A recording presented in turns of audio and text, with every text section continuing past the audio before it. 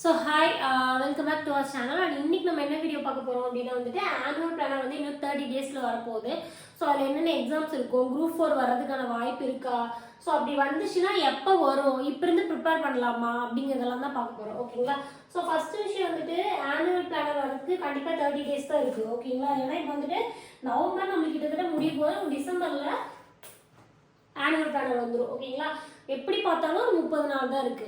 Okay, இப்போ group 4, group 2, group 1. ஓகேங்களா? So group 1 இதெல்லாம் வருமா வராதா அப்படின்னு ஃபர்ஸ்ட் பார்த்துடலாம்.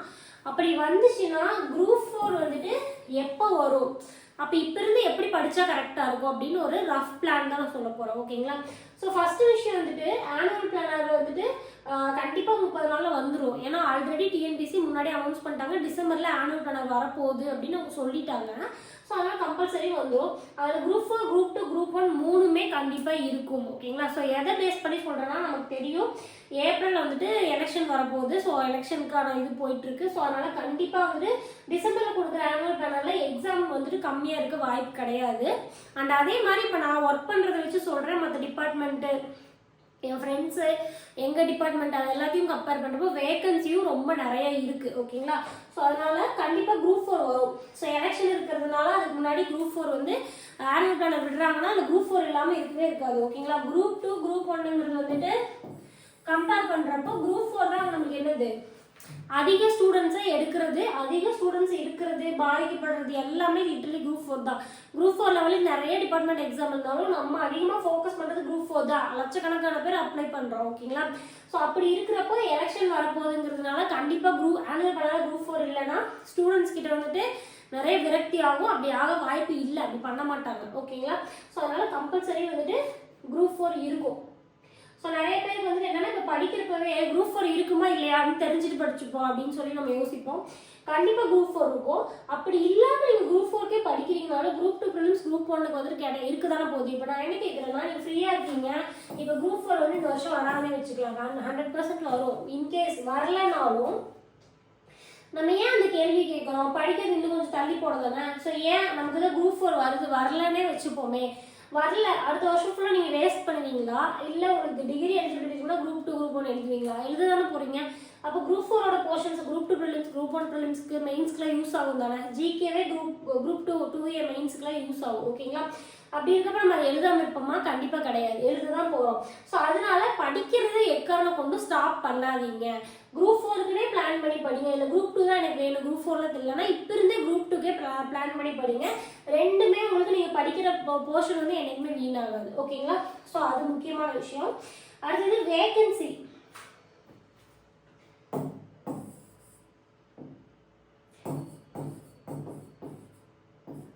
வேகன்சி பொறுத்த வரைக்கும் கண்டிப்பா 10,000 வந்துட்டு வர்றதுக்கு நிறைய வாய்ப்பு இருக்கு. இது வந்துட்டு நான் அஃபிஷியலாக சொன்னது, அதை வச்சு ப்ரெடிக்ஷன் அதெல்லாம் கிடையாது. எல்லா டிபார்ட்மெண்ட்லையும் எவ்வளோ வேகன்சி இருக்கு, மற்ற ஸ்டூடெண்ட்ஸ் எல்லாரும் சொல்றது, இப்போ எப்படி ஃபில் பண்ணுறாங்க அப்படிங்கிறது எல்லாம் பொறுத்து தான் நான் சொல்கிறேன். ஓகேங்களா?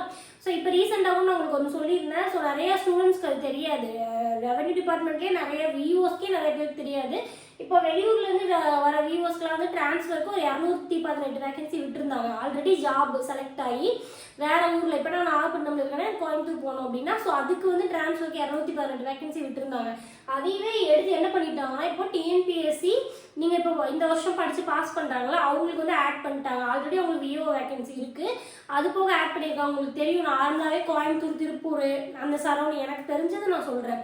ஸோ அந்த சரௌண்டிங்லாம் வந்துட்டு அவ்வளோ சீக்கிரம் வேகன்சி விட மாட்டாங்க. பட் அதையே தூக்கி டிஎன்பிஎஸ்சியில் கொடுத்துருக்காங்க. இது எதுக்கு அப்படின்னா, டிஎன்பிஎஸ்சிக்கு நிறைய ஸ்டூடெண்ட்ஸை எடுக்கிறோம்.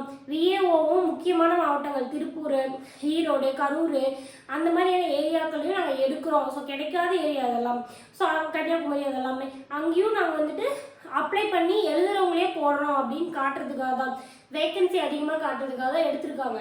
எப்போ அது ஒரு ரீசன். இனியொரு ரீசன் என்ன அப்படின்னா, 10,000 வேகன்சி ஏன் வரும்னா, நமக்கு வந்துட்டு இது என் டிபார்ட்மெண்ட்ல இருக்கிறது நான் சொல்றேன். ஸோ மற்ற டிபார்ட்மெண்ட்லயும் நிறைய வேகன்சி இருக்கு, வேகன்சி கலெக்ட் பண்ணி வச்சிருக்காங்க.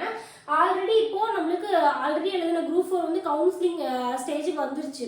ஸோ எல்லாத்துக்கும் வந்துட்டு ரிசல்ட் வந்து நம்பர் கொடுத்துட்டாங்க. கவுன்சிலிங் அட்டன் பண்ணுறவங்களோட நம்பர் கொடுத்துருக்காங்க.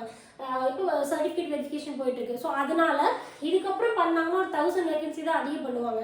பட் அதை கம்பேர் பண்ணுறப்போ மற்ற டிபார்ட்மெண்ட்ல வேகன்சி வந்து ரொம்ப அதிகமாக இருக்குது. டிஎன்பிஎஸ்சிக்கு எல்லா டிபார்ட்மெண்ட்லையுமே நான் விசாரிச்ச வரைக்கும், நான் அக்ரி, என் ஃப்ரெண்ட்ஸ் இருக்க டிபார்ட்மெண்ட் விசாரிச்சு நான் சொல்கிறேன், அக்ரி, ரெவன்யூ, அதுக்கப்புறம் ரெஜிஸ்ட்ரேஷன் டிபார்ட்மெண்ட், இந்த மாதிரியான டிபார்ட்மெண்ட் எல்லாமே, ஹைவேஸ் இதில் எல்லாமே வந்துட்டு வேகன்சி வந்துட்டு டிஎன்பிசி கேட்டிருக்காங்க. அது டிஎன்பிசிக்கு வேகன்சி நிறைய எல்லா டிபார்ட்மெண்ட் வந்து கொடுத்துருக்காங்க. ஓகேங்களா? ஸோ அந்த எல்லா வேகன்சியுமே எடுத்து 10,000 வேகன்சி எடுத்து இந்த குரூப் 4ல ஃபில் பண்ண போகிறது இல்லை, அடுத்த வருஷம் தான் ஃபில் பண்ணுவாங்க. அது அனௌன்ஸ் பண்ணுறப்ப வேகன்சி காட்டணும் இல்லையா? ஸோ அப்போ கண்டிப்பாக வந்துட்டு 3000 5000 ப்ளஸ் வந்துட்டு வேகன்சி கண்டிப்பாக காட்டுவாங்க. அதாவது ஆனுவல் பிளானர்லேயே நமக்கு தெரியும் குரூப் 4 பொறுத்த வரைக்கும் எப்படி இருக்கும். எக்ஸாம் அனௌன்ஸ் பண்ணதுக்கப்புறம் ஒரு வேகன்சி, ரிசல்ட் வந்ததுக்கப்புறம் வேகன்சி இன்க்ரீஸ் பண்ணி ஒரு வேகன்சி விடுவாங்க, டிஸ்ட்ரிபியூஷன் விடுவாங்க. அதுக்கப்புறம் கவுன்சிலிங் டைம் ஒரு வேகன்சி, கவுன்சிலிங் நடந்துட்டு இருக்க டைம்லேயே வேகன்சி இன்க்ரீஸ் பண்ணுவாங்க. ஓகேங்களா? நான் எழுதுனது வந்து கடைசியாக 11000 வேகன்சி இருந்துச்சு. ஜேஏ விஓ எல்லாமே சேர்ந்து 11000 வேகன்சி இருந்துச்சு. ஓகேங்களா? ஸோ அப்போது வேகன்சியும் கண்டிப்பாக அதிகமாக தான் வரும். குரூப் 4, குரூப் 2, குரூப் 1 மூணுமே இருக்கு தான் போகுது. ஓகேங்களா?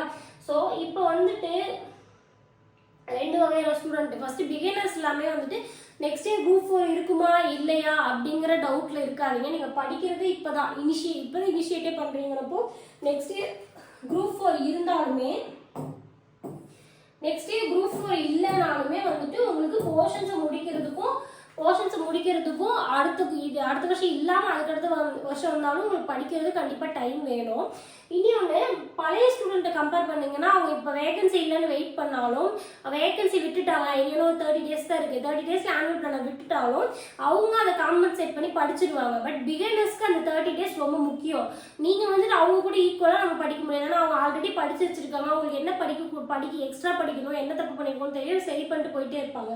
பட் நமக்கு அப்படி கிடையாது. ஓகேங்களா? ஸோ அப்போது நம்ம வந்து இப்போ இருந்தே கண்டிப்பாக படிக்கணும். ஓகே, அப்படி விட்டால் எப்படி விடுவாங்க அப்படின்னா, அது எலெக்ஷன் பேஸ் பண்ணி தான் சொல்கிறேன். கண்டிப்பாக வந்துட்டு நடந்தா ஏப்ரலுக்குள்ள நடக்கும். 2 ஆப்ஷன் இருக்கு. ஒன்று வந்துட்டு டிசம்பர்ல ஆனுவல் பிளான் விடுறாங்கன்னா முதல் வேகன்சியே, அதாவது முதல் நோட்டிஃபிகேஷனே வந்து நம்மளுக்கு குரூப் 4 தான் இருக்கும். ஓகேங்களா? ஏன்னா அதுதான் அதிக ஸ்டூடெண்ட்ஸ் அப்ளை பண்ணுறது. ஸோ அப்படி ஜான் அந்த மாதிரி நோட்டிஃபிகேஷன் விடுறாங்கன்னா ஏப்ரலில் எக்ஸாம் நடக்க வாய்ப்பு இருக்குது. ஒரு ஆப்ஷன் வந்துட்டு ஏப்ரலுக்கு முன்னாடி எக்ஸாம் நடக்கலாம், ஏப்ரலுக்கு முன்னாடி நோட்டிஃபிகேஷன் விட்டுருவாங்க. ஓகேங்களா? நோட்டிஃபிகேஷன் அனௌன்ஸ் பண்ணுற டேட், எக்ஸாம் டேட் அனௌன்ஸ் பண்ணுறது விட்டுருவாங்க. அப்படி இல்லைன்னா எலெக்ஷன் முடிஞ்சதுக்கப்புறம் நடக்கும். ஓகேங்களா? ஸோ ஸ்டார்டிங், அதாவது ஜான் டு ஏப்ரலில் நடக்க வாய்ப்பு இருக்குது. அப்படி இல்லைன்னா மிடில் வாய்ப்பு கிடையாது. டிசம்பர், நவம்பர் அந்த மாதிரி டைமில் நீங்கள் எழுதுகிற மாதிரி இருக்கும். ஓகேங்களா? ஸோ அந்த மாதிரி இருக்குன்னா பிகினர்ஸ் 1 இயர் டைம் இருக்கும். ஸோ அப்படி இருக்கப்போ ஒருவேளை நமக்கு வந்துட்டு முன்னாடியே ஏப்ரல் அந்த மாதிரி, ஏப்ரலில் எலெக்ஷன் அப்படின்னா ஒரு மார்ச் கிட்டே எக்ஸாம் வைக்கலாம் அப்படின்னா கண்டிப்பாக என்ன பண்ணுவாங்க, ஜான்வரி விடணும். ஏன்னா 3 மந்த் டைம் வேணும்ல. அப்போது அதாவது ஆனுவல் பண்ண விட்டதுக்கப்புறம் எடுத்தோடனே ஃபர்ஸ்ட் நோட்டிஃபிகேஷனே குரூப் 4 இருக்குது அப்படின்னா 30 நாளில் ஆல்ரெடி படித்த ஸ்டூடெண்ட்ஸ்க்கே படிக்கிறது கஷ்டம். ஸோ நான் 2 பேரையும் சேர்த்து தான் சொல்கிறேன். டைம் ரொம்ப கம்மியாக தான் இருக்குது, படிக்க ஸ்டார்ட் பண்ணிடுங்க. இப்போ இந்த குரூப் 4 முடிஞ்சிச்சு, அவுட் சோர்ஸில் கேட்டாங்க, ஸோ அது விரக்தியாக இருந்துச்சு அப்படின்னு நம்ம பேசிகிட்டு இருக்க டைமில் பாதி ஸ்டூடெண்ட் பாஸ் ஆகி கவுன்சிலிங்க்கு அடுத்த ப்ரொசீஜர் பார்த்துட்டு இருக்காங்க. ஸோ நம்ம பேசுறது வேஸ்ட்டு.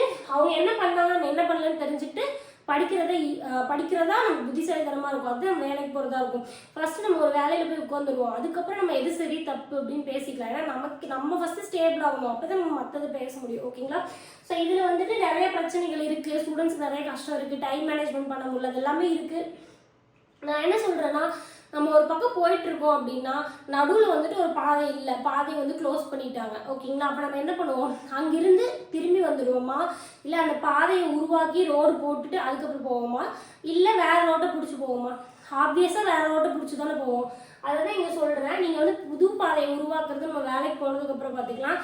அவுட் சோர்ஸ் கேட்டாங்க, இது எதிர்க்கணும், டிஎன்பிஎஸ்சிக்கு இப்படி இருக்குது, விரக்தி ஆயிடுச்சு அப்படின்னு திரும்பி வீட்டுக்கு போகக்கூடாது. வேறு பாதையை பிடிச்சி போங்க. போனதுக்கு அப்புறமா நம்ம அதை பற்றி பேசி அதை சரி பண்ணிக்கலாம். பட் நம்ம முதல் ஸ்டேபிள் ஆகணும்ல. அதுக்கு நம்ம இப்போ வந்து பேசணும்னா நம்ம வாய்ஸ் யாரும் கேட்க போகுது. ஸோ அதனால் அதில் இருக்கிற 1008 பிரச்சனைகள் இருக்குது. ஆனால் அதுக்காக திரும்பி வீட்டுக்கு வந்தவங்க எக்ஸாமில் பாஸ் ஆகலை, அது புதுசாக ரோடு போடுறேன்னு உட்காந்து போட்டுட்டு இருக்காங்க. பட் வேறு பாதையை பிடிச்சி போனவங்க தான் வேலைக்கு போயிருக்காங்க. ஸோ நமக்கு எது வேணும் அப்படின்னு நீங்கள் சூஸ் பண்ணிக்கோங்க. ஓகேங்களா?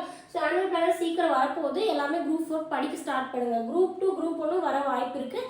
ஸோ நீங்கள் குரூப் 4 படிக்கிறீங்கனாலே குரூப் 2 குரூப் 1க்கு வந்துட்டு போர்ஷன் சேமாக தான் இருக்கும், நம்மளுக்கு அதுவும் படிக்க ஈஸியாக இருக்கும். ஓகேங்களா? ஸோ அதனால் இந்த 30 நாள் வேஸ்ட் பண்ணாதீங்க. ஆனுவல் பிளானர் பார்த்துட்டு தான் படிப்பேன்னு சொல்ல வேணாம். இன்கேஸ் ஜானில் வந்து எக்ஸாம் வருது, நோட்டிஃபிகேஷன் விடுறாங்கன்னா மார்ச் ஏப்ரலில் எக்ஸாம் நடக்கும். அப்படி இருக்கப்போ டைம் ரொம்ப கம்மியாக இருக்கும். அப்போ அந்த எக்ஸாமே விட்டுட்டு போடக்கூடாது. ஓகேங்களா? ஸோ அதை பார்த்துக்கோங்க.